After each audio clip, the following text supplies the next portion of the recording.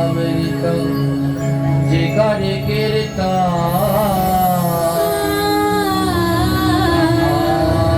চরণে করি সহস্র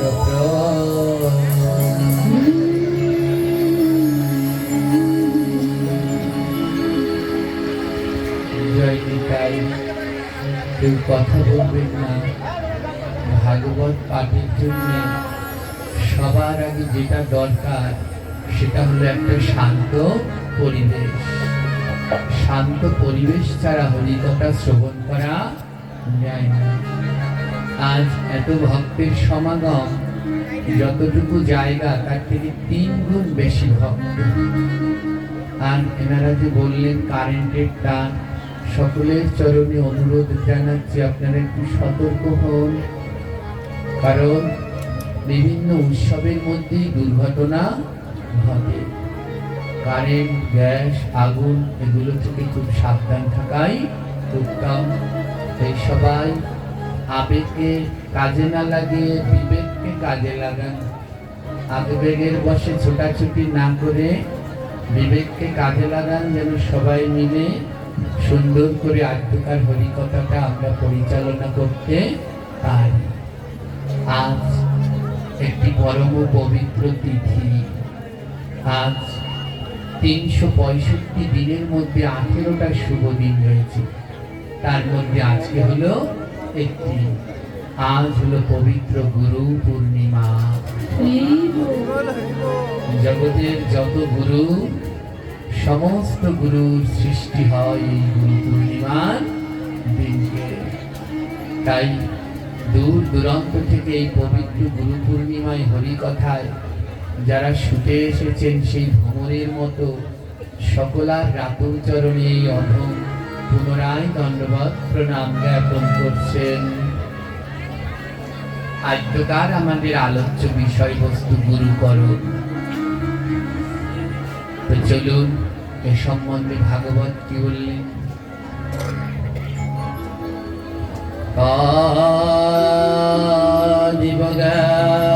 দিবজ্ঞানার্থং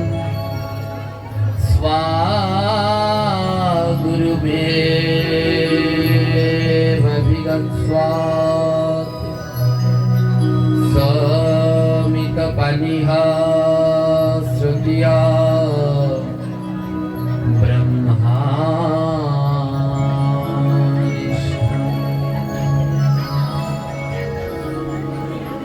ভাগবতের এই শ্লোক বললেন, যদি কেউ সেই পরম ব্রহ্মকে জানতে চাও, সেই গোবিন্দকে, সেই অনাদির আদি গোবিন্দকে যদি কেউ জানতে চাও, তাহলে অবশ্যই তাকে গুরুর কাছে যেতে হবে। হ্যাঁ, সেই পরম ব্রহ্মকে যদি কেউ জানতে চাও, তাহলে অবশ্যই তোমার গুরুর কাছে যেতে হবে।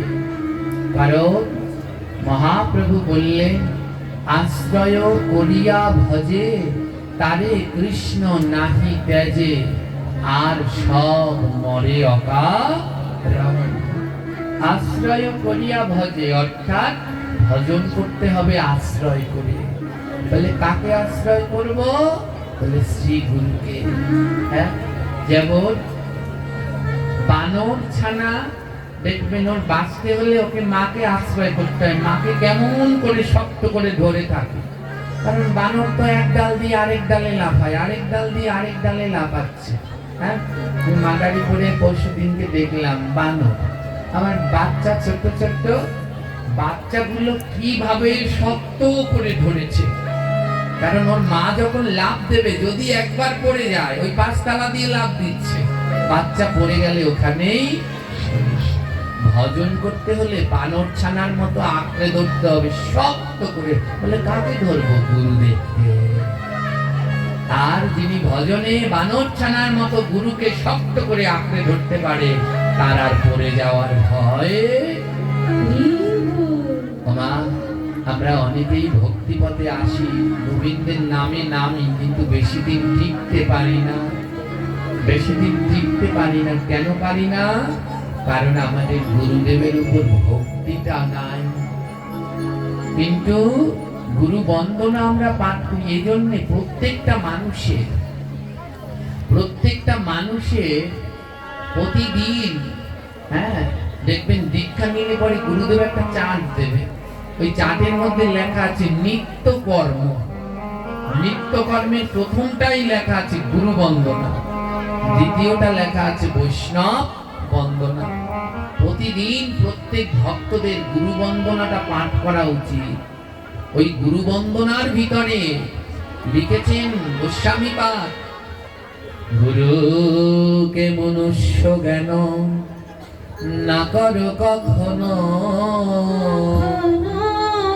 গুরু নিন্দা কভু করেনে না কর শ্রবণ। গুরুকে কোনোদিন মানুষ ভাববে না, বলে তাহলে গুরুকে কি ভাববো? আরেকটা লাইনের মধ্যে লিখেছে, জীবের নিস্তার লাগি নন্দ সুত হরি, ভুবনে প্রকাশন গুরু রূপ ধরি। বলে গুরু কেউ সাধারণ কেউ নয়, গুরুকে জীবের নিস্তার জন্য নন্দসুত হরি, ভুবনে প্রকাশন গুরু রূপ ধরি। আমাদের মতো এই মহাপাপীকে নিস্তার করবার জন্য গুরুদেব ভুবনে প্রকাশ হয়েছেন, ভগবান ভুবনে প্রকাশ হয়েছেন। সেই প্রকাশের নাম হলো গুরু। সেই প্রকাশের নাম কি? গুরুদেব। আর জগতের যত গুরুর প্রকাশ, সেই প্রকাশের সৃষ্টি হলো আজকের দিন, এই গুরু পূর্ণিমার দিন। এই জগতের সকল গুরুদেবের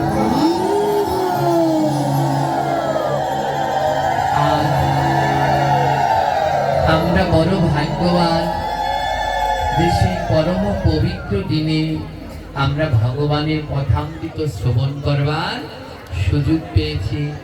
আর আমি আরো ভাগ্যবান, এই পরম শুভ দিনে আপনাদের মতো সজ্জনদের সঙ্গ পেয়েছি।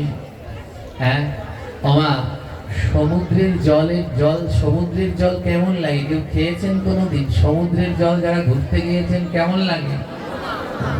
খাওয়া যায় সমুদ্রের জল? কোনোদিন খাওয়া যায় না। সব থেকে খালে জল বেশি, নদীতে জল বেশি, বিলে জল বেশি, পুকুরে জল বেশি, না সমুদ্রে জল বেশি? সমুদ্রে জল বেশি, কিন্তু কোনো কাজেই লাগে না, কেউ খেতেও পারে না, কোনো গাছের গোড়ায় দিলে গাছটা মারা যায়। হ্যাঁ, ভগবান হলেন সমুদ্র। বলে তাহলে নোনতা কেন? ওই সমুদ্রের জল সূর্য শুষে নেয়, টেনে নেয় না? আর মেঘ হয়, মেঘ হয়ে যখন ওই জলই আবার বৃষ্টি হয়ে পড়ে, তখন আর লবণ থাকে? বৃষ্টির জল কেমন? বৃষ্টি।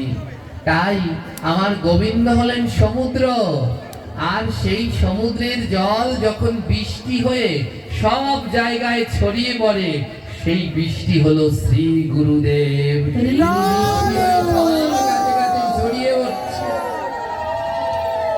গোবিন্দ সমুদ্র, সেই সমুদ্রই বৃষ্টি হয়ে ছোট ছোট হয়ে গুরু হয়ে সবার কাছে ছড়িয়ে যাচ্ছেন জীবকে নিস্তার করবার জন্য।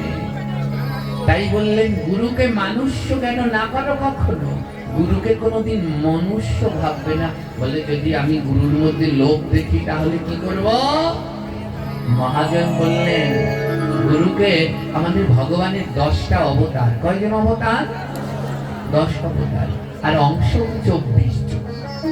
প্রধান মূল অবতার 10। এই 10 অবতারের ভিতরে একজন আছে মা বামন অবতার, আছে না? ওই বামন অবতারে ভগবানের লোভ হয়েছিল। লোভ হয়নি? স্বর্গ মত্ত পাতাল 3 পা ভক্তের কাছ থেকে দখল করে নিয়েছে। বলে যদি কোনো সময় গুরুর ভিতরে লোভ দেখো, তাহলে মনে করবে ওটা গুরুদেবের বামন অবতার। কারণ গুরু বন্দনায় বললেন গুরুর অভিক্রিয়া যদি দেখো কখনো, তথাপি অবজ্ঞা নাহি করো কদা। গুরুর বিক্রিয়া অর্থাৎ গুরুর যদি কোনো দোষ দেখো, কোনো সময় সেটা দোষ ভাববে না, ওটাকে গুরুদেবের লীলা ভাবতে হবে। তাই যদি গুরুদেবের মধ্যে লোভ দেখো, মনে করবে ওটা গুরুদেবের বামন অবতার, বামন অবতারেও তো ভগবানের লোভ হয়েছিল। বলে গুরুদেব আবার কোনো সময় রাগ হয়, আবার কেমন গুরু এত রাগ? বলে গুরুদেবের মধ্যে যদি কোনো সময় রাগ দেখো, তখন ভাববে ওটা নৃসিংহ অবতার। কারণ ভগবানের রাগ হয়েছিল কোন অবতারে? দোষ দেখতে যেও না, কারণ দোষ দেখলেই তুমি ধ্বংস হয়ে যাবে। হ্যাঁ, এর জন্যই গুরু বন্দনায় লিখলেন, গুরুর বিক্রিয়া যদি দেখো কখনো, তথাপি অবজ্ঞা নাহি করো কদাচিৎ। কোন দিন ওই বিক্রিয়া মানে দোষ, তার দোষ দেখা যাবে না। বলি লোভ দেখলে ভাববে সে তাই এখন সে বামন লীলা করছে, তাই বোধহয় লোভ। রাগ দেখলে মনে করবে এখন বোধহয় আমার গুরুদেব নৃসিংহ অবতারে লীলা করছেন, তাই এত রাগ হয়ে গেছে। তাই সব সময় আমার গুরু কৃপা পেতে হলে গুরুর কোন সময় দেহটা দেখবেন না। গুরুর দেহ দেখে কোনোদিন ভজন করা যায় না। তুলসীদাস রামচরিত মানুষের ভিতরে কোন সময় মনুষ্য দেহটা দেখবেন না। তুলসীদাস রামচরিত মানুষের ভিতরে লিখলেন, जो तू चला दोह को देह केह की खना, जो तू चला स्वाबोध को स्वाबोध ब्रह्म कर्माना। अर्थात जो हु चला देह को, বলে যদি চেলা শিষ্য যদি গুরুর দেহটাকে দেখে, তাহলে এই দেহটা দিয়ে কোনোদিন গোবিন্দ পাওয়া যায় না। যোহু চেলা স্ববদক, যদি চেলা গুরুর বাক্যটাকে দেখে, তাহলে গুরুর বাক্য দিয়ে গোবিন্দকে পাওয়া যায়। গুরুর দেহ দিয়ে কোনোদিন গোবিন্দ পাওয়া যায় না। গুরুকে পেতে, গোবিন্দকে পেতে হলে লাগবে গুরুর বাক্য বা পালন করা। তার জন্য গুরু বন্দনার ভিতরে লিখলেন, সত্য জ্ঞানী গুরু বাক্য যাহার বিশ্বাস,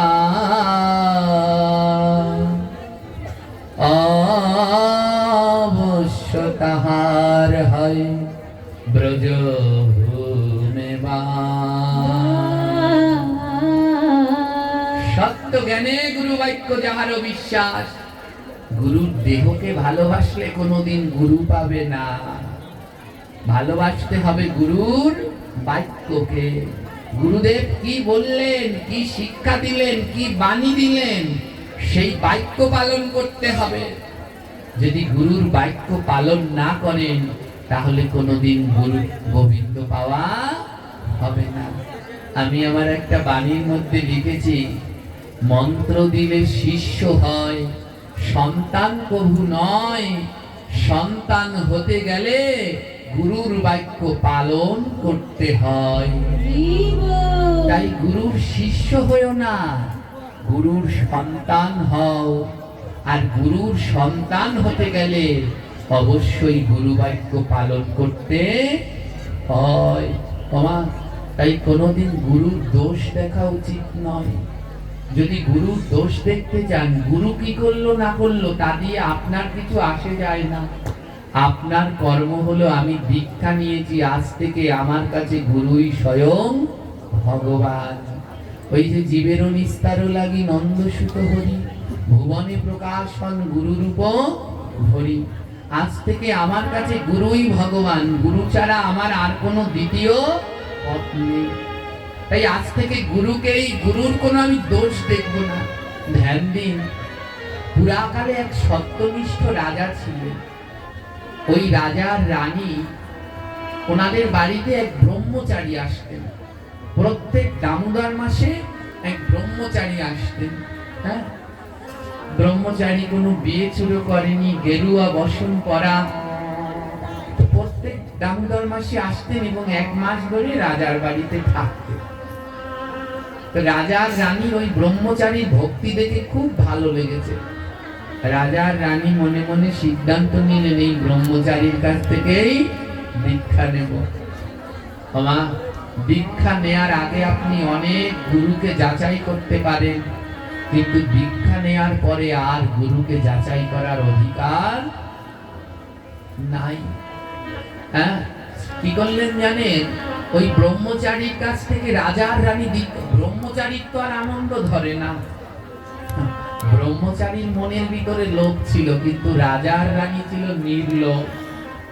রাজার রানী ব্রহ্মচারীর কাছ থেকে দীক্ষা নিলেন। ব্রহ্মচারী হলেন রাজগুরু। কি গুরু হলেন? রাজগুরু হয়ে গেলেন। ভজন তখন নষ্ট হয়ে যায়। ভজনের 6টা শত্রু। কয়টা শত্রু? এর প্রথমটা হলো কাম, দ্বিতীয়টা ক্রোধ। কাম, ক্রোধ, লোভ, মোহ, মদ, মাৎসর্য। যদি এগুলো গুরুর মধ্যেও চলে আসে তাহলে গুরুও ধ্বংস হয়ে যায়। কিন্তু সেই দোষ কোনোদিন শিষ্য বিচার করতে পারে না। শিষ্যের সেই দোষ দেখা উচিত নয়।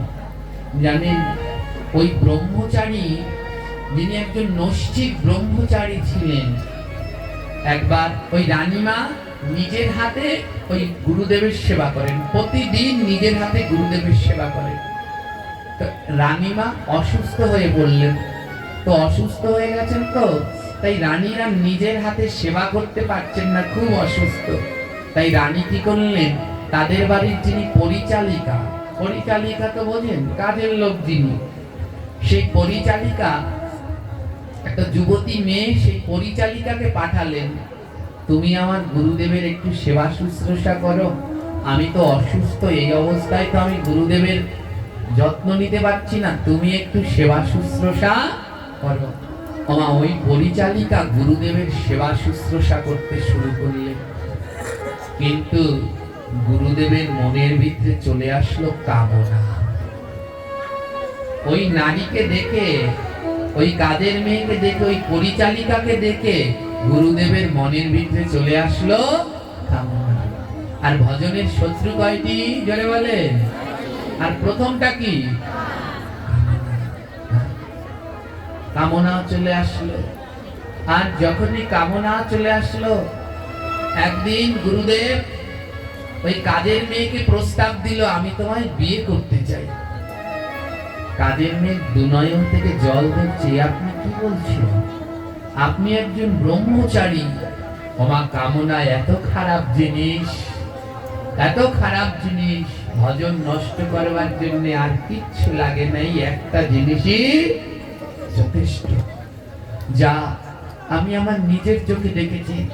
আমার দেখা একজন ভক্ত ছিল, একটা সময় ছিল, সেই ভক্তকে আমি দেখেছি, ওনার গুরুনিষ্ঠা এত ছিলেন, এত ছিলেন, কল্পনা করতে পারবেন না। গুরুদেব ছাড়া ওই ভক্ত কিচ্ছু বুঝতেন না। হ্যাঁ, সকাল সন্ধ্যা 3 বেলা শ্রী গুরুদেবের গায়ত্রী তিনি জপ করতেন। যার জপের মালা ছিল সঙ্গী, জপ মালা ছাড়া কিছু বুঝতেন না। আমি সেই ভক্তকে দেখেছি কতদিন বাবা মায়ের পিটানি খেয়েছে, মালা জপ করে, এর জন্য বাবা মা মেরেছে, কিন্তু তাও কোনোদিন জপ মালা আনেনি। আজ থেকে 1 বছর আগে আজকের এই গুরু পূর্ণিমার দিনে আমার এখনো মনে আছে, সেই ভক্তকে আমি দেখেছিলাম 4টার সময় ঘুম থেকে উঠেছে, উঠে স্নান করে মঙ্গল আরতি করে 8টার মধ্যে গুরু পূজা করেছে। এই গুরু পূজার নিয়ম হলো 8টার মধ্যে করতে হয় মা। ঠিক 1 বছরের মধ্যে সেই ভক্তের আমূল পরিবর্তন। আজ একই দিনে সেই ভক্ত 11টার সময় ঘুম থেকে উঠেছে। যেই ভক্ত প্রতিদিন 16 মালা জপ করতেন, মা বাবার পিটুনি খেতেন, জপ জপ করো কিসের জন্য, এজন্য মা মারতো, এত জপ লাগবে কেন? আজ সে জপের মালা স্পর্শ করে না। কামনা এত বড় ভজনের জন্য শত্রু, যা কল্পনাও করা যায় না। আমি দেখেছি কৃষ্ণ নামে তার নয়নে কি জল।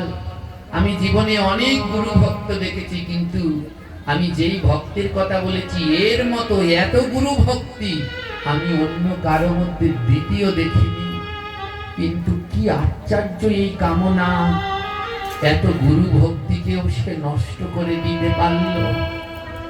আমি দেখেছি যখন সে গুরু মন্ত্র জপ করত তার দু নয়ন বেয়ে দর দর করে জল ঝরত।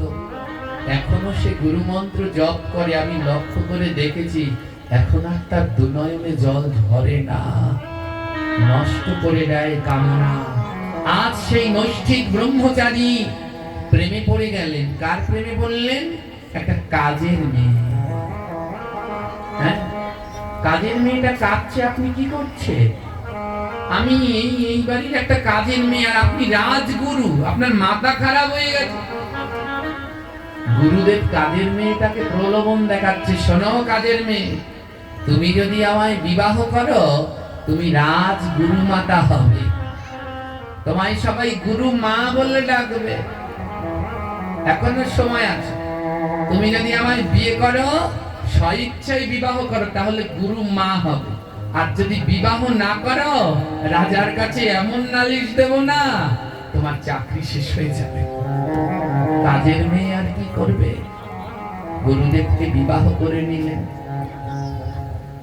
রাজা রানী পরের দিন সকালে যখন প্রণাম করতে আসলেন, রাজা রানী প্রণাম করতে এসে দেখে গুরুদেবের পাশে কাজের মেয়েটা শাঁখা সিঁদুর করে শুয়ে আছে। তোমার কোন শিষ্য মেনে নিতে পারতেন কি? জোরে বলেন, পারতেন? কিন্তু ওই রাজা রানী ছিলেন একনিষ্ঠ কৃষ্ণ ভক্ত। রাজা রানী গুরুদেবের দোষ দেখলেন, রাজা রানী গুরুদেবের দোষ দেখলেন না। হ্যাঁ, দেখে তার পাশে কাজের মেয়ে শুয়ে আছে।